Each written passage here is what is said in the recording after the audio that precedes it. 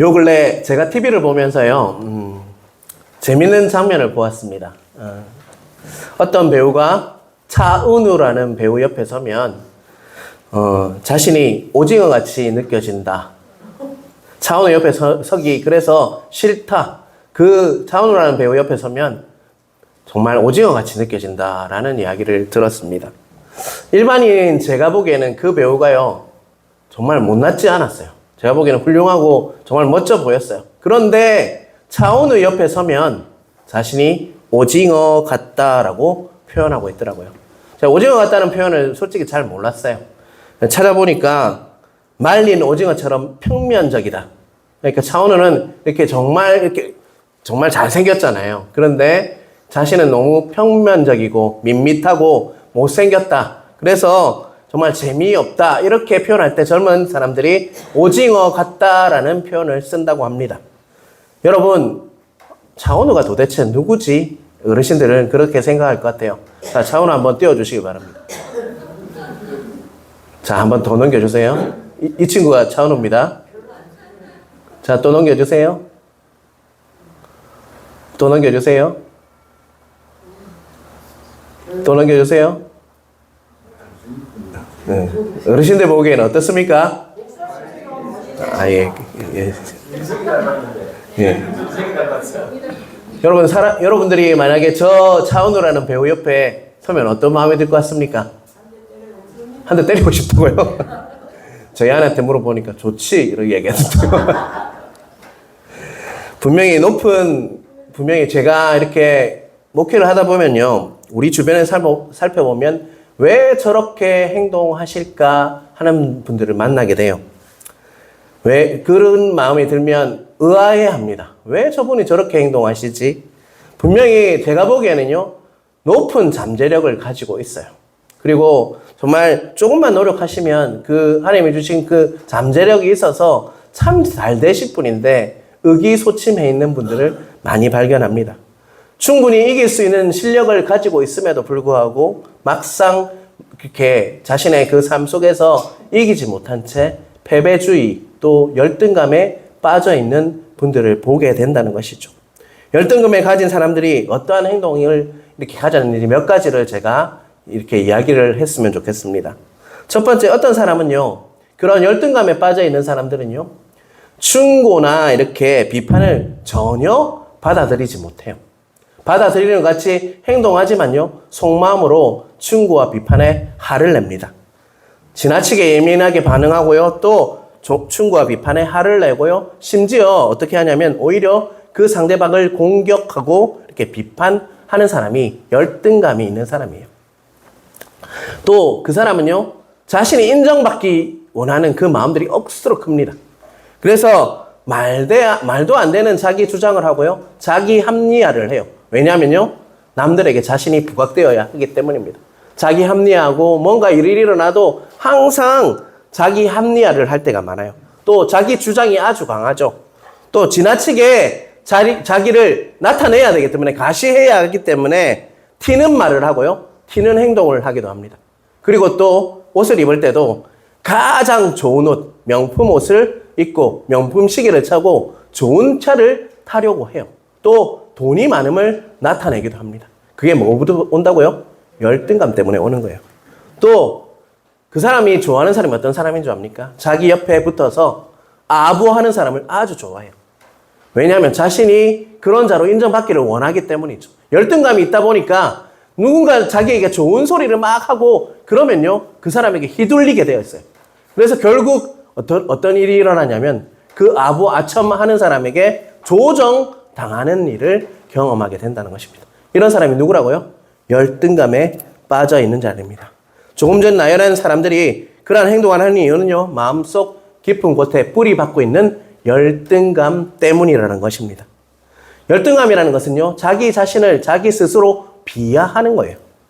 무가치한 존재로 또 무능한 존재로 자기 자신을 비하하는 거예요. 하나님께서는 우리를 결대로 그렇게 만들지 않으셨는데 자기 스스로 자기를 비하고 깎아내리는 것이 바로 열등감이라는 것입니다. 설교 서두에 언급했듯이 차은우 옆에 서면 자신이 오징어 같다 라고 이야기하는 그 배우는요, 어찌 보면 자신의 열등감 때문에 그런 표현을 할 수가 있다는 것입니다. 저는 이렇게 생겼지만 자신 있게 삽니다. 차은우가 아무리 와도요, 조금 그렇겠지만 저는 자신 있게 살 수 있어요. 왜요? 하나님이 나를 어떤 자로 부르셨는지를 잘 알고 있기 때문입니다. 그래서 자기 자신을 남들보다 항상 뒤떨어지게 생각하고 훨씬 못한 사람으로 스스로 자기를 평가하는 사람이요, 열등감에 빠진 사람이라고 할 수 있습니다. 열등감이라는 괴물은요, 우리를 항상 무능한 죄로 몰고 갑니다. 패배의식에 빠지게 한다는 것이죠. 패배의식에 빠지고 결국 삶도요, 패배의식에 이렇게 짓눌려서 패배로 가는 삶을 걸어가더라고요. 그런데 이 열등감은요, 사람 사는 곳에 어느 곳이나 가면요, 있다는 것이죠. 어디든지 찾아와서 우리를 힘들게 하는 것이 바로 열등감이라고 할 수가 있습니다. 더구나 신앙생활의 영역까지 우리를 찾아와서요, 우리가 열등감에 빠져서 하나님께서 만드신 그 모습 그대로를 바라보지 못하게 하는 것이 바로 열등의식이라고 할 수가 있습니다. 오늘 본문요, 민수기 13장을 보면요, 이스라엘 백성들이 얼마나 깊은 열등감에 빠져 있는지를 우리는 볼 수가 있다는 것입니다. 민수기 13장을 보면요, 이스라엘 백성이 꿈에도 그리던 약속의 땅 가나안 땅으로 이렇게 들어가는 관문인 어디에 머물렀냐면 바란강야 가데스 바네아에 도착했다는 것입니다. 자, 신명기 우리 1장 22절 23절을 우리 한번 같이 읽도록 하겠습니다. 같이 읽겠습니다. 너희가 다 내 앞으로 나와 말하기를 우리가 사람을 우리보다 먼저 보내어 우리를 위하여 그 땅을 정탐하고 어느 길로 올라가야 할 것과 어느 성읍으로 들어가야 할 것을 우리에게 알리게 하자 하기에 내가 그 말을 좋게 여겨 너희 중 각 지파에서 한 사람씩 12를 택하매. 여기 22절 앞부분에 보면요, 너희가 라고 이야기하고 있어요. 자, 신명기 1장 22절 23절은 누가 한 말이냐면 바로 모세가 한 말이에요. 모세가 뭐라고 하냐면 우리가 사람을 우리보다 먼저 보내어 우리를 위하여 그 땅을 정탐하고 이렇게 이야기하면서 너희가 라고 말하고 있어요. 그 정탐을 하자고 제안했던 사람이 누구냐면 바로 이스라엘 백성이었다는 것입니다. 모세가 제안한 것도 아니고요, 정탐하라고 이렇게 명령한 것도 아니고요, 하나님께서 정탐해야 된다라고 말한 것도 아니었어요. 이스라엘 백성이 스스로 정말 이 전쟁에서 이기기 위해서 가나안 땅을 정복하기 위해서는 그 땅에 들어가기 전에 무엇을 해야 한다라고 이렇게 제안을 했습니까? 정탐을 해야 됩니다라고 분명히 제안을 했다는 것입니다. 이를 통해서 우리가 깨달을 수 있는 것은요, 그 가나안 정탐 사건, 솔직히 말해서 민수기에서 가장 중요한 사건이 바로 정탐 사건입니다. 그들이 정말 40년 동안 뺑뺑이를 돌았던 이유가요, 바로 그 이유였다는 것이죠. 그들 그 제안을 누가 먼저 했다는 것입니까? 바로 이스라엘 백성이 스스로 그 제안을 했다는 것이죠. 신명기 1장 21절도 띄워주시길 바랍니다. 제가 읽겠습니다. 너희의 하나님 여호와께서 이 땅을 너희 앞에 두셨은즉 너희 조상의 하나님 여호와께서 너희에게 이르신 대로 올라가서 차지하라. 두려워하지 말라. 주저하지 말라 한즉. 신명기는요, 모세의 고별 설교예요. 자, 1장 21절도 모세가 한 말이에요. 모세는 뭐라고 제안을 했다는 것입니까? 하나님께서 명령하신 그 말씀이 있으니까 그 말씀대로 너희들은 올라가서 차지하면 된다. 그래서 두려워하지 말고 주저하지 말라라고 분명히 모세는 말했어요. 정탐이 필요한 것이 아니라 하나님께서 말씀하셨으면 그 말씀이 성취된다. 너희들은 어떻게 하면 된다고요? 올라가서 차지하기만 하면 된다라고 모세는 주장했는데요, 이스라엘 백성은 어떻게 했다는 것입니까? 아니요, 정탐해야 됩니다 라고 하면서 정탐꾼을 보내는 일을 하게 되었다는 것이죠. 백성들은 확실하게 이기기 위해서는 정탐이 필요하다라고 주장했다는 것입니다. 여러분, 이 모습은 바로 우리의 모습이라고 할 수 있어요.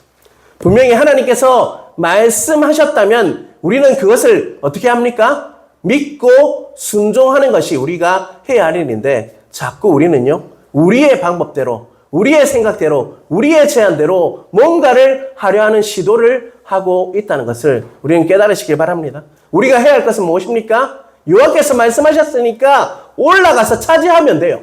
그런데 우리는 망설이고 정탐하는 우리의 모습을 발견할 수 있어야 한다는 것입니다.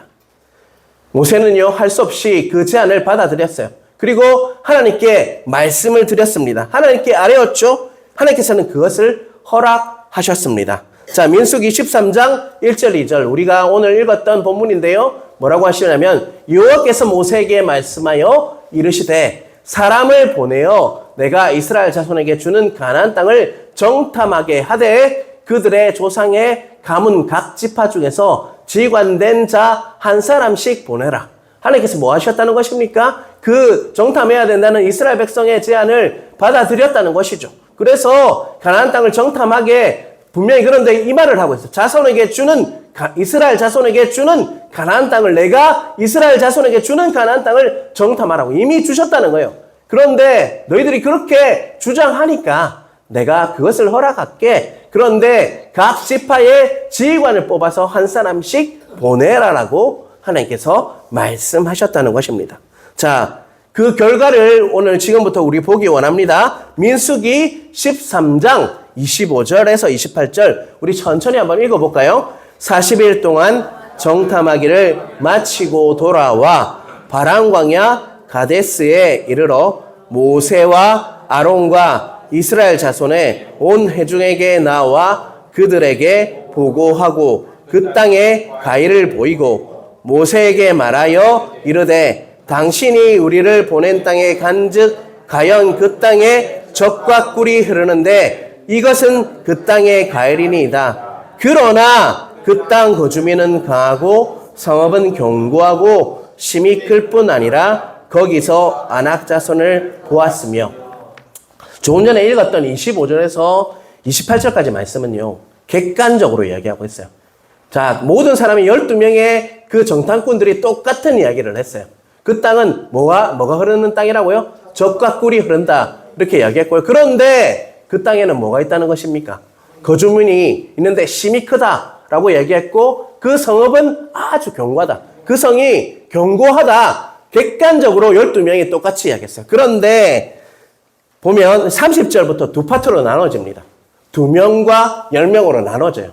자, 갈렙은 뭐라고 이야기하는지 우리 한번 같이 읽어볼까요? 갈렙이 모세 앞에서 백성을 조용하게 하고 이르되 우리가 곧 올라가서 그 땅을 취하자 능히 이기리라. 자, 이 말씀 어디서 많이 보는 것 같지 않습니까?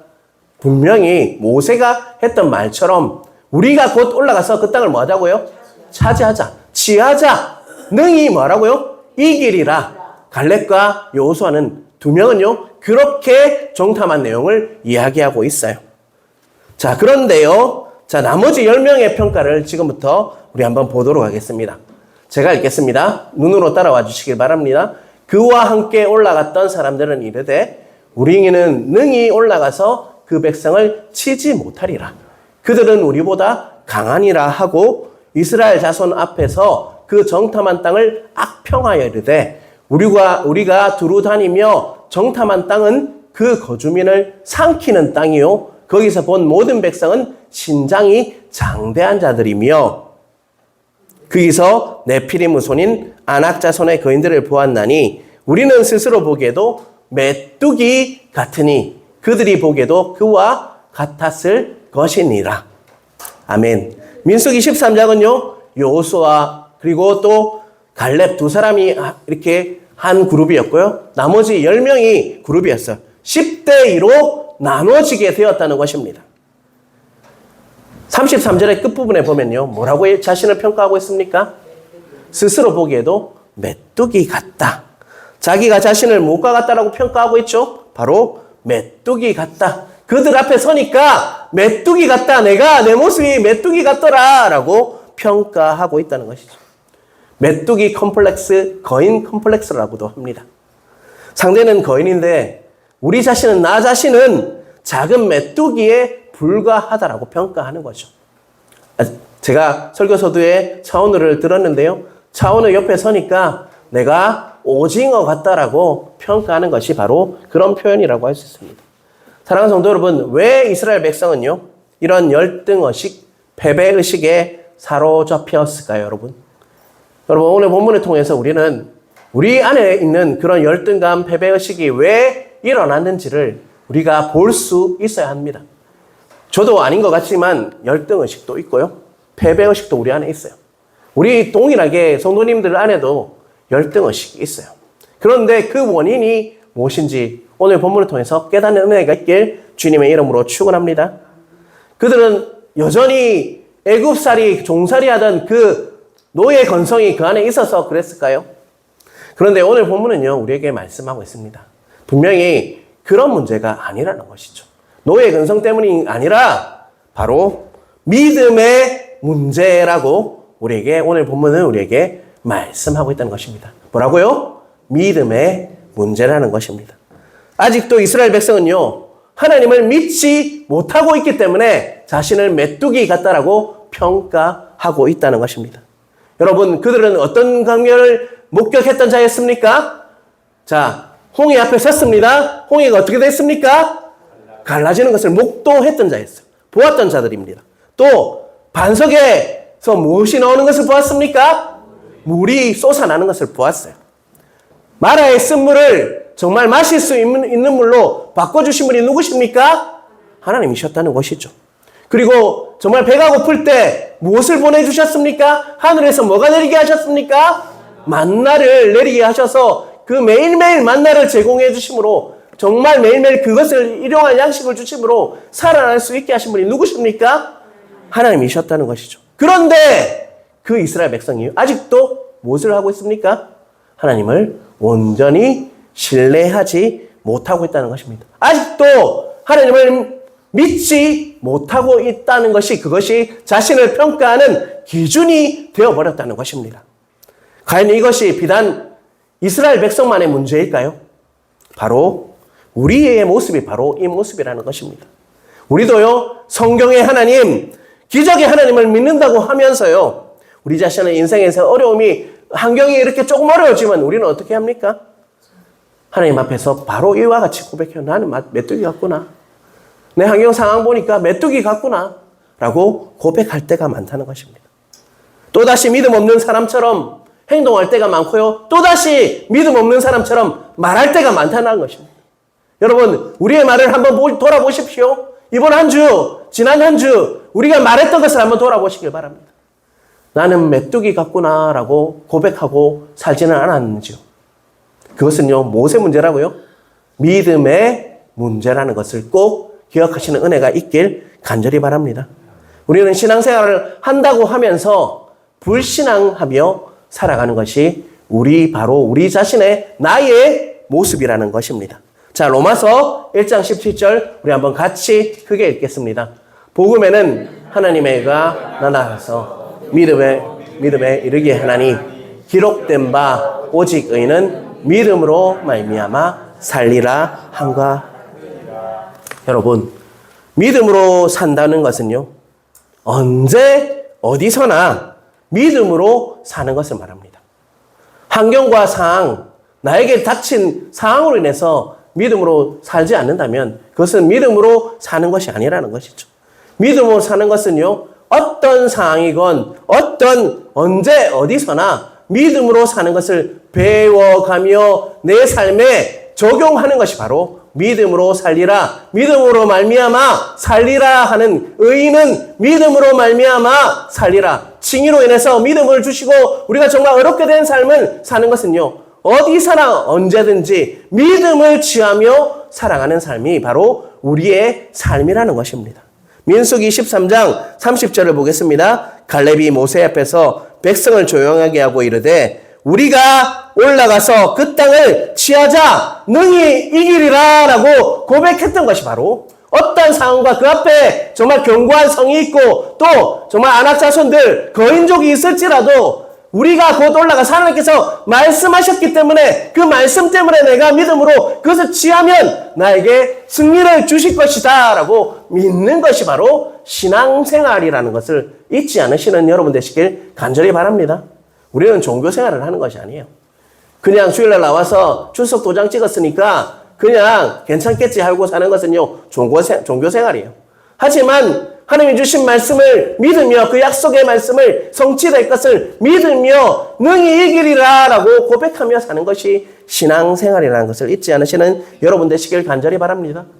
여호수아와 갈렙 그리고 10명의 정탐꾼들은 똑같은 땅을 보았어요.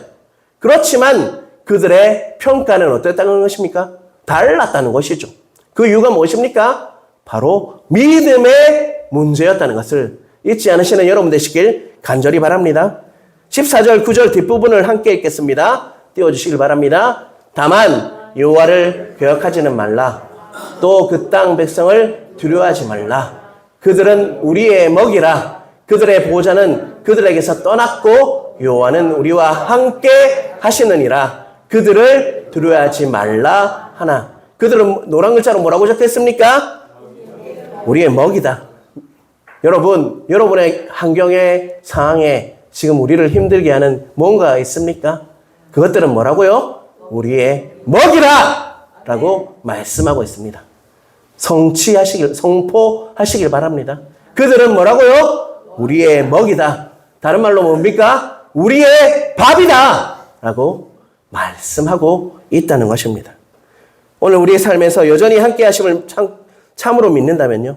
우리는 무엇을 걱정하겠습니까? 염려하겠습니까? 그들은 우리의 먹이일 뿐이다라고 선포하시는 은혜가 잊지 않으시는 여러분 되시길 간절히 바랍니다. 여러분, 그들은 우리의 먹이일 뿐입니다. 우리 함께 다시 한번 선포해 볼까요? 그들은 우리의 먹이라. 그들은 우리의 먹이라. 넌 내 밥이야. 라고 선포하며 살아가시는 한 주가 되길 주님의 이름으로 축원합니다. 여러분을 괴롭히는 환경과 상황이 있을 것입니다. 사람도 있을 것입니다. 그들은 우리의 먹이일 뿐입니다. 우리가 정말 열등감과 패배의식에 빠지기 위해서는 선포해야 합니다. 하나님의 말씀을 선포하고 정말 갈렙과 여호수아처럼 그 땅을 우리에게 주신다고 하셨으니 그 약속이 이루어질 것이다. 가서 승리하자라는 고백이 우리의 고백이 되어야 한다는 것입니다. 자, 여러분 이것을 통해서 우리의 자신감, 자부심, 자존감은 어디로부터 오는 것 같습니까, 여러분? 믿음. 믿음이라는 것은 누구를 믿는 겁니까, 여러분? 하나님. 하나님께서 나와 함께 하심을 믿는 거잖아요. 그분이 나에게 상 주실 것을 믿는 거잖아요. 하나님을 믿는 것이 바로 우리의 정말 실력이고 자신감이고 자존감이고 자부심이라는 것입니다. 여러분, 열등감에 아주 빠져 있습니까? 누구를 믿어야 할 것 같습니까? 하나님을 믿는 것. 하나님 때문에 우리는 정말 열등감이 아니라 자존감, 자부심, 자신감을 가지며 승리할 수 있는 삶을 살아갈 수 있다는 것입니다. 사랑하는 성도 여러분, 열등감이 아니라 자존감, 자신감, 자부심은 어디서 발견할 수 있습니까? 믿음인데요. 예수 그리스도 안에서 발견될 수 있음을 잊지 않으시는 여러분 되시길 간절히 바랍니다. 우리가 예수님을 믿으면 무엇이 됩니까? 하나님의 자녀가 되죠. 또 우리는 하나님의 속한 자녀가 돼요. 또 우리는요, 이 땅에 있는 것이 아니라 천국에 속한 자로 살 수가 있다는 것입니다. 그때 비로소 우리는 안정감을 누릴 수가 있어요. 두려워하거나 놀라거나 그런 마음이 아니라 나는 하나님의 자녀이고 하나님의 속한 자이고 천국에 속한 자이기 때문에 안정감을 누릴 수 있다는 것입니다. 하나님의 공급이 끊임없이 주어지고 있기 때문에 그 안정감을 누리며 살 수가 있다는 것입니다. 로마서 8장 38절 39절 제가 읽겠습니다. 내가 확신하노니 사망이나 생명이나 천사들이나 권세자들이나 현재 일어나 장래일이나 능력이나 높음이나 깊음이나 다른 어떤 피조물이라도 우리를 우리 주 그리스도 예수 안에 있는 하나님의 사랑에서 끊을 수 없으리라. 우리가 하나님의 사랑에서 끊을 수 있다는 자가 있다고 말합니까? 아니면 끊을 수 없다라고 이야기합니까? 그런데 그 전제가 있어요. 우리 주 그리스도 예수 안에 있는이라고 분명히 하고 있어요.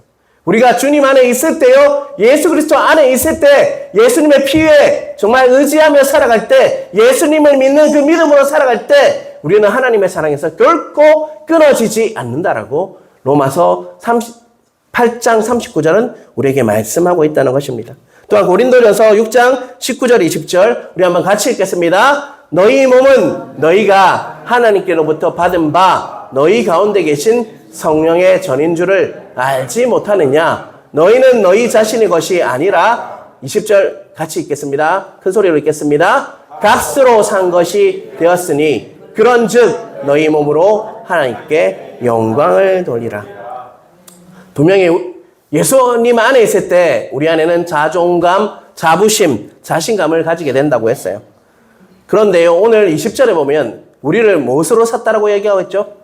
값으로 샀다. 다시 말해서 하나님께서 우리를 위해 예수님을 희생하시는 만큼 우리는 가치가 있다는 것입니다. 가치는요, 지불한 값에 이렇게 의해서 결정되잖아요. 우리의 가치는 그런데 누구를 주시고 우리가 살아난 겁니까, 여러분? 예수 그리스도를 주고 우리 그 가치가 누구 가치인 것 같습니까? 예수님 가치라는 거예요. 예수님 짤이라고 하는 그런 우리의 가치는요, 예수님의 핏값을 지불하고 예수님 짤의 가치가 우리 안에 있다는 것입니다. 그것을 믿으십니까, 여러분? 예수님은 누구십니까, 여러분? 하나님이시고 하나님의 아들이시고 그리스도세요. 그분을 지불하시고 값으로 산 것이 누구라는 것입니까? 나. 여러분, 그런데 여러분이 정말 메뚜기 같습니까? 오징어 같습니까? 아니라는 거예요. 마귀들은 그런데 우리에게 자꾸 참수합니다. 네가 그렇게 사니까 네가 그것밖에 안 되라고 참수하며 산다는 것입니다. 그때 선포하시길 바랍니다. 너는 내 밥이다. 꼭 선포하시길 바랍니다. 하나님께서 말씀하셨으니까 너희는 밥일 뿐이야 라고 선포하시는 은혜가 있길 주님의 이름으로 축원합니다.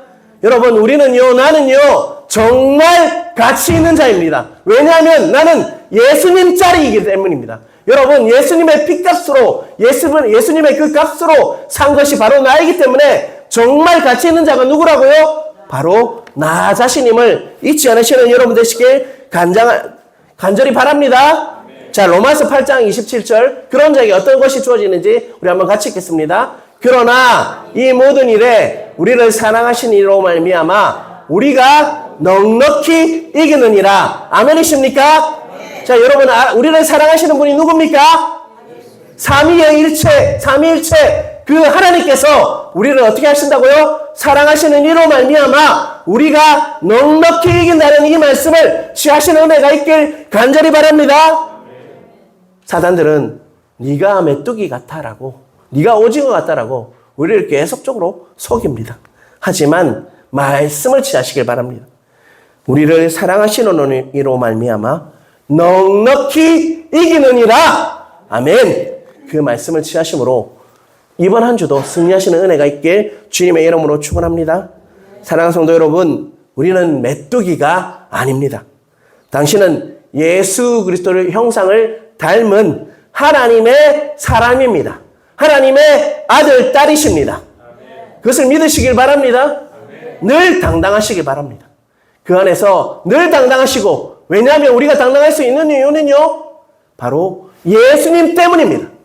예수님께서 값을 지불하시고 나를 그런 가치로 불러주셨고, 그래서 정말 이 예배를 통해서 정말 하나님께 온전히 찬양 드릴 수 있는 것, 마귀가 아무리 우리를 참수할지라도 우리는 정말 귀한 자로 불러주셨고 정말 하나님의 형상으로 불러주셨기 때문에 늘 정말 하나님의 말씀을 따라갈 때 승리할 수밖에 없는 자가 우리라는 것을 잊지 않은 여러분 되시길 간절히 바랍니다.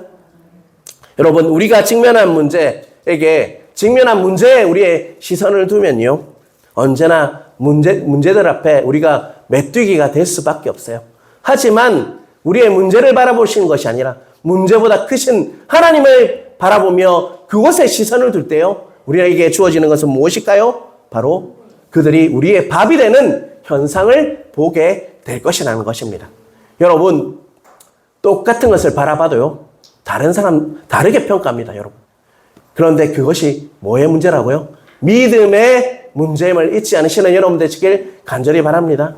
우리 가정에 일어나는 일, 우리 일터에서 일어나는 일, 그리고 우리 교회에서 일어나는 일, 똑같은 두 사람이 볼지라도 한 사람은 다르게 평가한다는 것입니다.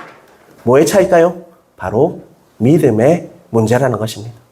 그래서 믿음에 정말 나쁘게 평가하는 사람은요, 누구를 믿고 있냐면 바로 하나님이 모든 것을 통치하시고 다스리고 있으며 하나님의 주권이 이 땅을 다스리고 우리 교회를 다스리고 우리 가정을 다스리고 우리 일터를 다스리고 있다는 것을 잊어버린 사람이에요. 그러니까 다른 평가를 할 수밖에 없다는 것입니다. 여러분, 믿음의 눈으로 내 상황과 환경을 바라보시길 바랍니다. 믿음의 눈으로 내 자신을 바라보시는 은혜가 있길 간절히 바랍니다. 믿음의 눈으로 나의 가정을 바라보시는 은혜가 있길 간절히 바랍니다. 믿음의 눈으로 내 일터를 바라보시는 은혜가 있길 간절히 바랍니다. 믿음의 눈으로 내 자녀를 바라보시는 은혜가 있길 간절히 바랍니다. 그 땅은요, 하나님께서 정말 약속하신 젖과 꿀이 흐르는 땅입니다. 바로 우리에게 주실 그 땅이라는 것을 잊지 않으시는 은혜가 있길 간절히 바랍니다. 우리는 어떻게 하면 됩니까? 곧 올라가서 그 땅을 취하자. 그래서 이기자라고 선포하심으로 이번 한 주도요, 승리하시는 은혜가 각자에게 있으시길 주님의 이름으로 축원합니다. 아멘.